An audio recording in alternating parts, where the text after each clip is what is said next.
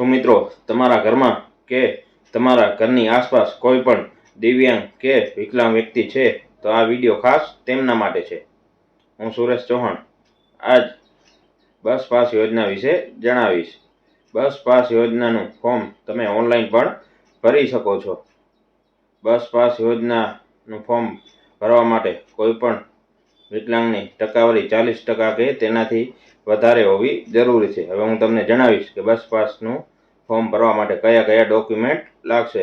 સૌપ્રથમ તો વિકલાંગનું આધાર card, વિકલાંગનું ration card, વિકલાંગનું ચૂંટણી કાર્ડ તેમજ વિકલાંગનું શાળા છોડ્યાનું પ્રમાણપત્ર અથવા તો જન્મનો દાખલો તથા જિલ્લા સિવિલ સર્જનશ્રીનું વિકલાંગતાની ટકાવારી દર્શાવતું પ્રમાણપત્ર તેમજ વિકલાંગની એક સહી તથા વિકલાંગનો એક પાસપોર્ટ ફોટો લાગશે।